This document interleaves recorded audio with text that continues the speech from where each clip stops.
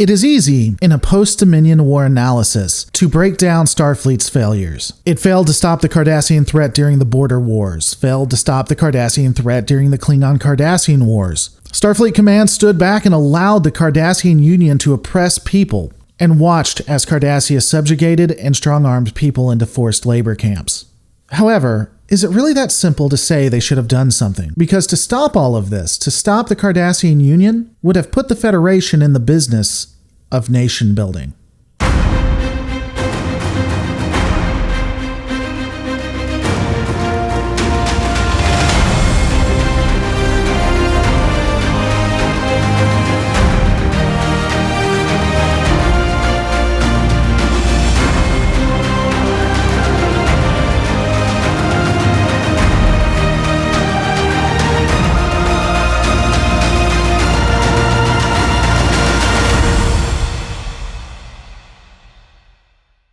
An in-depth understanding of the Cardassian border wars can't be appreciated until the non-interference policy of Starfleet is fully realized.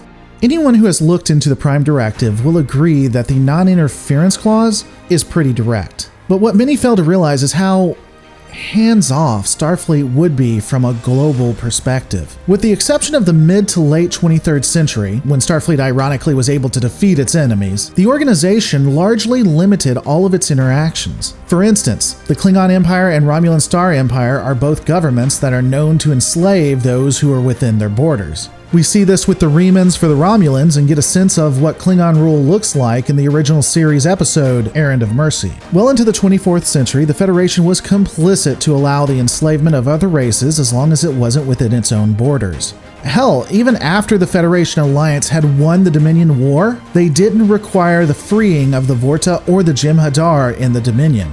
In fact, the Galen border conflict from the TNG episode Suddenly Human is a wonderful example of Starfleet modus operandi. Occurring in the 2350s, the Talarian government was technologically inferior to most anything Starfleet could field. However, the Talarian government would utilize guerrilla warfare and deception to inflict massive casualties on Starfleet. As an example, the Talarians would send out fake distress calls from abandoned vessels and then blow them right the hell up with Starfleet personnel on board. This tactic worked so well that it cost the lives of at least 219 Starfleet personnel. This is a war that the Federation could have won at any time should they have chosen to. That's not in debate. But they opted to limit the war in hopes of gaining peace and not devastating the Talarian government.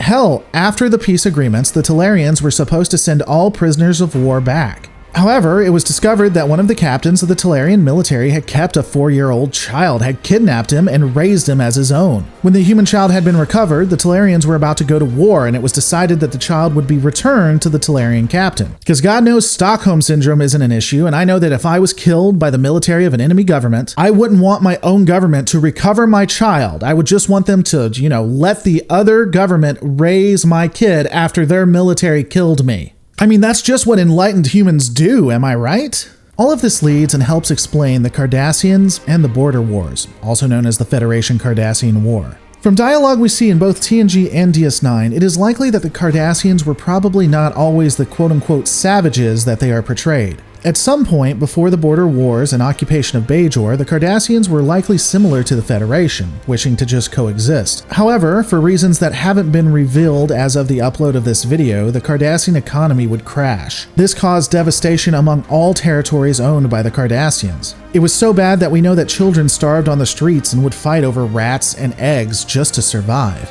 This allowed militant aspects of the Cardassian military to gain control and either change or form the Cardassian Union. Almost overnight, the Cardassian military would begin massive expansion in all directions. This would result in the occupation of Bajor and the Cardassian border wars. Ironically, these two events are more linked than people like to think. Many will state that the occupation of Bajor would be an internal conflict, an issue regarding the Cardassians and the Bajorans, because apparently none of them ever watched the original series and learned about Captain Kirk and his interactions that stopped an advancing Klingon Empire, but let's just not get into that. Even if we assume that the Cardassian-Bajoran conflict was an internal matter, which it wasn't, but let's say that it was. The Cardassians were strip mining Bajor and using those resources to build more Cardassian vessels of war that they would then send to the border of the Federation to kill civilians and military officers alike.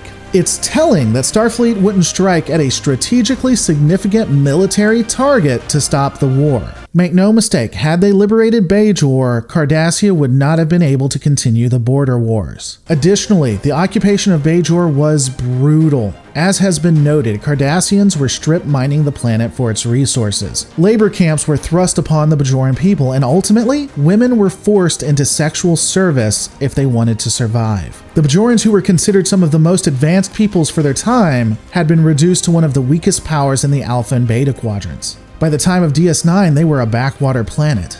And in all of this, Starfleet did nothing. After all, as we've discussed, it's an internal matter. People getting killed, forced to work, the suppression of speech and religion, that's something that the Federation stands against, sure, but ultimately, Starfleet can't get involved in everything.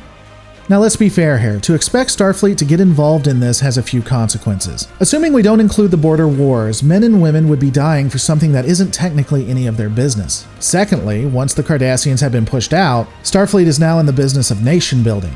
It takes more than just a few years to help people. It takes decades upon decades. Possibly 1 to 2 generations have to die before a stable government can be formed. And where does it stop? If the Cardassians aren't allowed to subjugate people, are the Romulans and Klingons allowed? Why isn't Starfleet attacking those empires as well? Is it just because these empires have the ability to defend themselves? Does Federation justice only come when the fight is easy? Ultimately, this entire affair is complicated.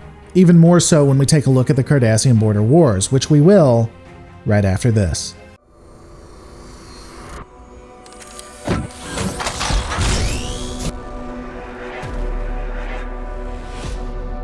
Historically, I have been pretty hard on Starfleet for their inability to win the Cardassian border wars. There have been a minority of people that argued that the Cardassians may have had ships that were more on par with Starfleet technology, and thus why the border wars were so prolonged. This doesn't make much sense, as you have to consider that if Starfleet couldn't defeat the Cardassians, then the Cardassians would have been on par with the Romulan Star Empire and the Klingon Empire. Additionally, we know that the Nebula-class and Galaxy-class starships were developed and launched during the time period of the Cardassian border wars, which were between 2347 and 2366. These two vessels outmatched Cardassian starships significantly.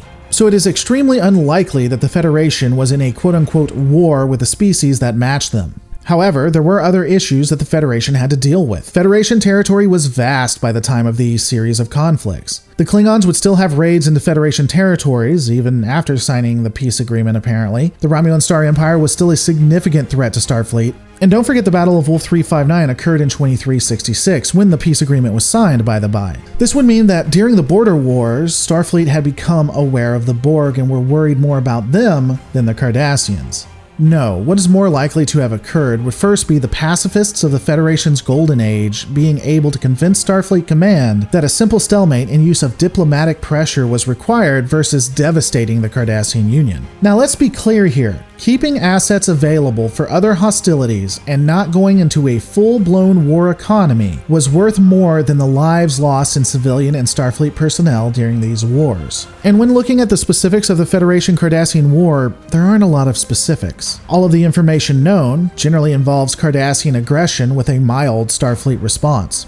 During most of the fighting, Cardassians would attempt a land grab and remove Federation forces. This includes, but isn't limited to, the attack on Setlik 3, claiming the lives of most all Federation civilians, and the attack on an outpost in 2363 that involved weeks of fighting, which also included a 3-day, never-ending firefight. It's ironic that during the first season of TNG, the Cardassian border wars were still going on, and yet the Golden Age was so prevalent that the crew of the flagship of Starfleet never even brought up the fight. Another interesting piece, though probably more just for the trivia. Captain Jean-Luc Picard, a man who was always talking about how things never should be hidden, who always talked about how everything must be brought out in the light, how the populace has a right to know what their governments are doing, would be complicit in a cover-up to hide the fact that the Cardassians had been caught building up for war to prevent another Cardassian border war. The border wars would result in the demilitarized zone, something we'll talk about in a long time from now. Stay tuned as we finally get into the Dominion. Only 20 minutes into this series and I'm finally talking about what you came for. It's like Batman vs. Superman: Dawn of Justice, but without the mom's name Martha.